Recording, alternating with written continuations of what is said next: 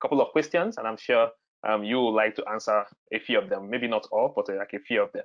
So the first Sure. one, how long have you been working on Spark AR, and what is its importance to the tech industry? So I've been at Facebook for 3 years. I joined in the uh, partner engineering team, supporting that team, but I've basically been working with Spark AR since the beginning. So it's been almost 3 years working with this team now. It is relatively new team in that sense. So when I started working with them, the platform was not public. That year we had announced, market announced it at F8, and we still had Facebook was in a closed beta sort of mode where we were trying to test it out with a lot of partners and try to get the kinks out of the platform. And we launched AR Studio. Back then, it wasn't called Spark AR; it was called AR Studio. And we released it. So I've been working with them since the beginning.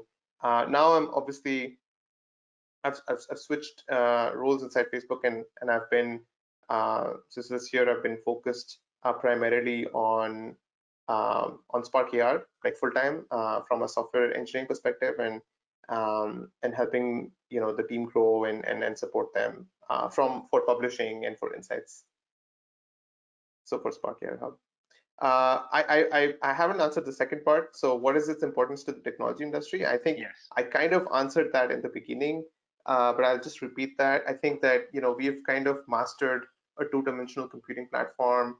I keep pointing to my phone just for reference, but it is the best thing that we have available right now, right? And moving from there, I think the industry is definitely moving to a three-dimensional computing platform.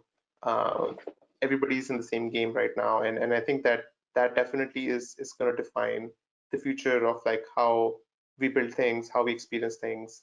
Yeah. Awesome. Next question. So next question says, what are the benefits of Spark AR over other AR building engines? I know you already mentioned like a couple of them in your slide. So I don't know if you want to add anything else here. Right. So I think other AR building engines are like, there's tons of different platforms out there.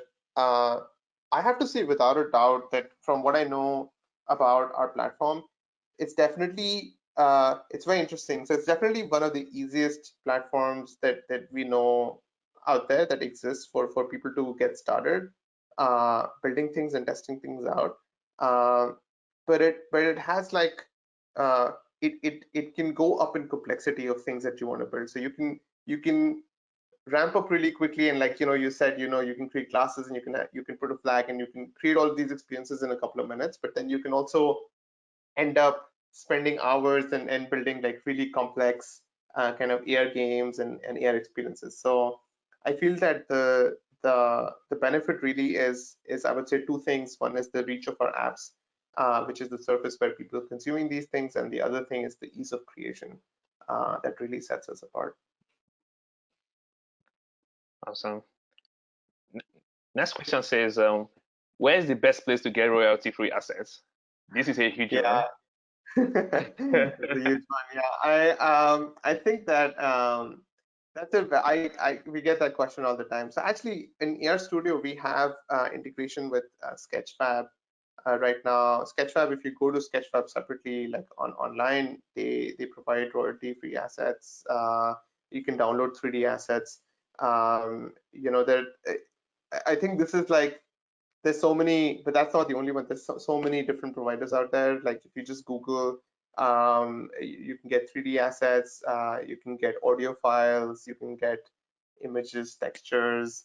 Um, I think that I just want to put a little caveat here is that the true sort of building or the true like innovation here really comes from building the assets yourself if you can manage that, right? And I think that's also another skill set that is really good for developers or creators to have.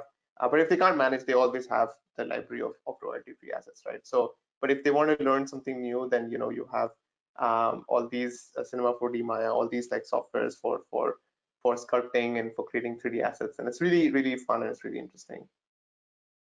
Yeah, I think it's also a good opportunity for developers to also like work with creators or designers. I know there is this designers versus developers, so it's an opportunity for them to now collaborate even more. So instead of a developer trying to like learn everything, why can't they collaborate with designers or creators that are focused on this? Like, so I see that ecosystem like merging and together more and more. This with Spark. Definitely, yeah. Cool. Next question says, when will it be possible to add one's own patch assets to the Spark AR library? Yeah, we're working on that one. We don't have an exact timeline on that yet. So we do have the ability to sort of download patch assets that are available in library, right? But I think the question is more around when will it be open to third party, and for that it's on the roadmap, so we're working on it. So one of the other things that we're also trying to do is, like, as part of that, make it easier for people to add other kinds of assets to the AI library, including blocks and audio and other things, textures, 3D models. Awesome. Next question says, what about playing audio during video recording without disabling the mic? Yeah, so it's if you wanted to do this, this has been a very popular request. Actually, that's one of the reasons why I think that I've seen this from a number of different people. There's a number of different experiences be that would be possible if this were possible. However, it's on the roadmap. It's not out yet. I do expect for us to make some progress on this later this year or early next year, but probably earlier than that. And it's a two-part problem. So we have two issues here. One is like having audio through your headphones, because then the sort of speaker or audio in your head, like, the audio output doesn't interfere with the audio input. But then there's a more challenging issue around sort of just having it available without any headset. So again, it's an interesting challenge for the team. I know that they're looking into this, but I don't have any like clear timeline on it. Sure. But it's not we know about this one. So thanks for that. And I think that, like, questions like this really help us, because a lot of our feedback comes from the community, because they're really the ones who are challenging us to like build these things. Cool. Next one, when should we expect a hand and finger tracking? So we have hand tracking, and like I mentioned, it's a bounding box, so it's not a number of different points on your hand. It's available for Facebook. You can again try it out on your Spark Air Player and build it on your computer. Finger tracking is not out yet. Again, these have been popular requests, um, but I don't have a clear timeline that I can provide for. And it's also dependent on which app it comes out on. So typically we release these kind of features app by app. So yeah, so I think hand is there, but finger can't say. Oh, But nice. not anytime soon. Not anytime soon is what I would say. Not I don't think it's going to come out this year. Yeah, I think it's interesting that people are asking lots of when kind of questions. Is there like a public tracker, feature tracker, where people can see like the roadmap or what's coming? Yes. So if you're on the Sparkcare Creator Community Group, or if you're on Hub, we have Hub announcements now. So every time something new comes out, we make an announcement there. And if you subscribe to it, then you might even get an email. But again, it doesn't. We at Facebook, we generally don't talk about things that are going to come out, because it's hard to say like when exactly it's going to come out. So uh, we do make announcements for things that are already out or are just Nice. released. So that way people can keep up to date with the latest stuff. That's nice. I also like from the live chat, I also see someone asking about the recent um, shops, Facebook shops that was launched. So someone was Yeah. asking around when can they see AR shopping experiences. I'm sure this might be in the future, but it's interesting that people are asking that question. Yes, that is super interesting. Actually, that's part of our sort of air commerce pillar. It's something that is not right now currently available to third party, but we are actively developing and testing it out with a lot of partners globally, and we have some like really good traction on that side. But it's not available in all countries yet, and it's not available to third-party developers. But we are working on making it available. So that is definitely something that we're looking into, because I think this is a very interesting space, especially because uh, sort of AR commerce makes it possible for you to buy things online, and especially under these circumstances, right, where people are not able to go to like the shops and stuff if they're in lockdown. And I feel that you're able to do that without um, you're able to try things before you buy them, which would be more of a retail kind of a store experience, right? Not necessarily an Yeah. online experience, but that's why I think it's relevant. Yeah. Okay. Next question. When will you add WhatsApp to Spark AR? Can we have platform-specific exports? Uh, there's no plans for WhatsApp in Spark AR yet, so nothing for. I haven't seen anything for this year. And WhatsApp, is also it's a very efficient app. It's one of the fastest apps out there, and so we have to. It's a more constrained environment for us to build on. Um, and yeah, so it's not there yet, but again, we have this feedback. We know that this is something we have to get out at some point. Um, and in terms of platform specific exports, there are currently no plans for this, because the one of the issues is, we're building our platform is tied to the distribution platform, right? So platform for development and submitting and publishing, and then distribution is all tied together. So um, I'm guessing somebody's saying like, how can we build things for like web AR or something like that? That requires we still don't have a standard in the industry for like how to run uh, an AR experience. So for that reason, it's not currently possible. Mm, cool. Can we use background image like 360 video? Um, yeah, so there is we have recently launched this feature. Oh, nice. It's very new, but it's not giving you the ability to add your own background image like a 360 video. It's actually called a gallery picker. So essentially, what you can do is you can add it to your effect, and it gives the ability to the person who's using the effect to add something. So you can essentially change a texture to a gallery texture. And then what that does is that so you can say gallery texture for background, let's say a background segmentation thing, right?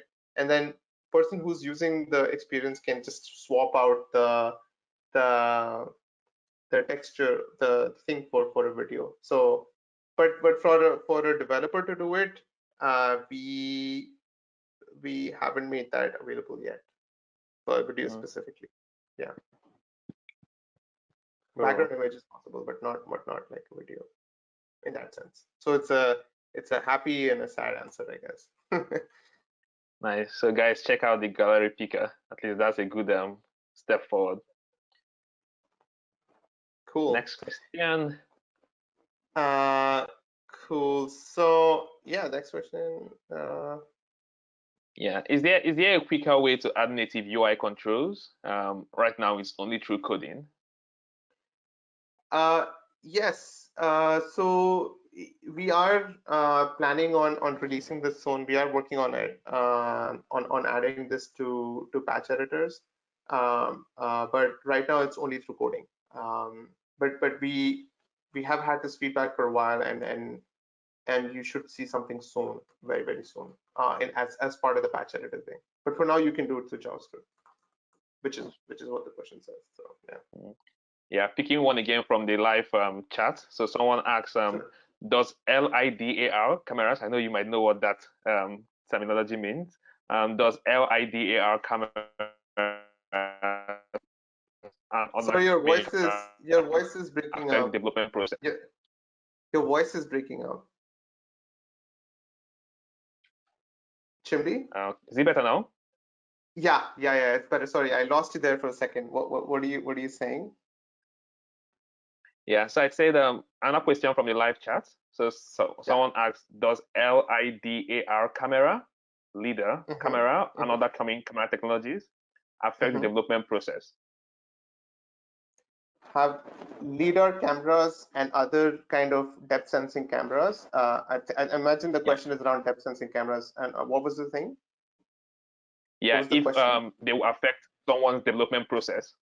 If one is building on Spark, would that affect the development process in any way or affect? Okay, so yeah, so the thing is, because that's a really good question. So, like, it really depends on the on the on the hardware that is attached to, like, it has to be on Facebook or Instagram or Spark AirPlayer app. So it has to be on one of these apps, right? So if they have this sort of camera, I don't see why not, like why it wouldn't work. But I also don't know of any like current like mobile phone cameras which have really high-end depth sensing cameras. But definitely it's going to improve the performance of the experience. Oh, nice. Next question. I know we are almost. These things will come out soon. Like that's just really like the cutting edge of like how people are building air experiences. Oh, cool. Yeah. Okay. The next question. I know we're almost getting to the hour mark, but so the next question. Let's see.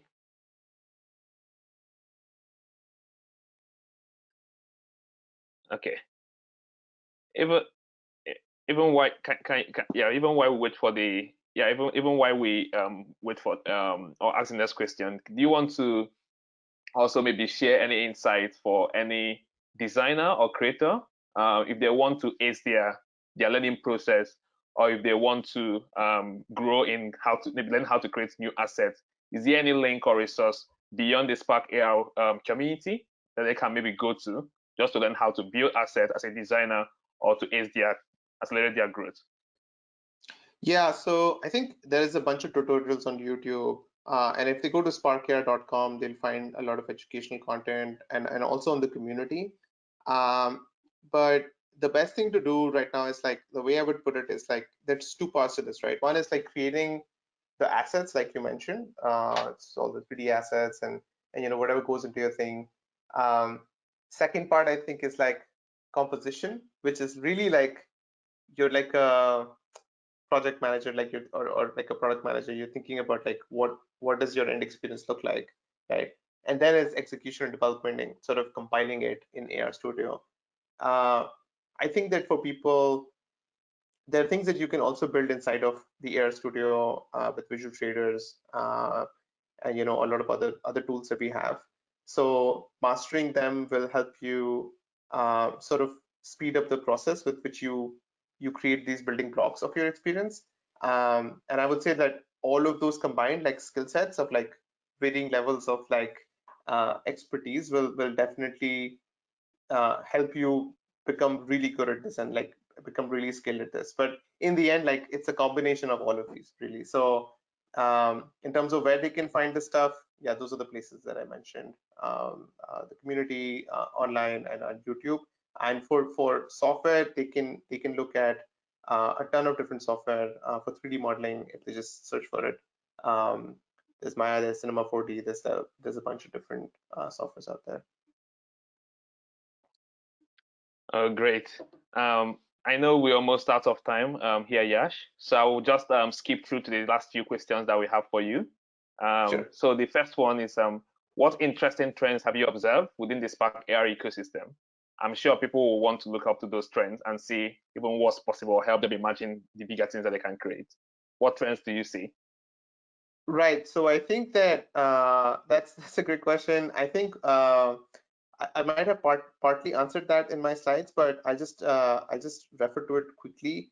I think the ones that are very interesting are the ones which are built around cultural moments.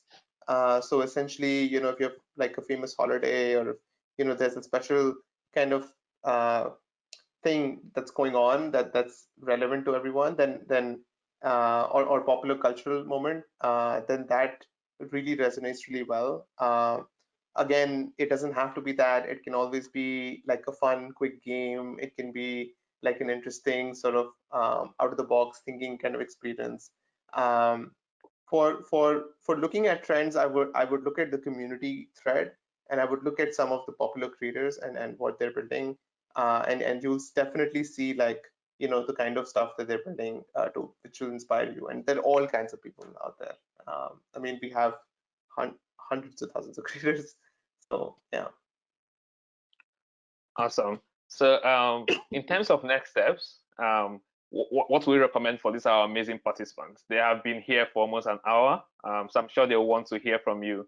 What we recommend as a next step for them, having had all this, having answered their questions, what else should they be Well, doing or should they try? well, if you've survived the last hour, then I must congratulate you. And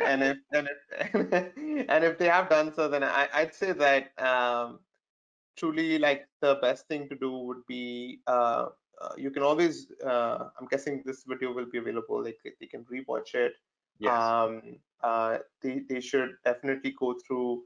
I mentioned a couple of things in my slides around like resources. I think uh, the best way to learn is to build, right? And that's kind of like the way for. And I know I'm talking to a lot of developers right now, so uh, at least for me in my development career, or my engineering career, I've always found it best to start getting my hands dirty with the tools, and then referring back to sort of tutorials, maybe going really deep into the education side, then coming back out and then building again, right? But it's always good to keep up uh, that momentum of prototyping, of building things, uh, to sort of motivate you, right? So that would be my advice, is that um, if you want to keep up the momentum, motivation, or I don't know what your style is, but like my style is that. So that's what I would recommend. Amazing. Thanks for that, Yash.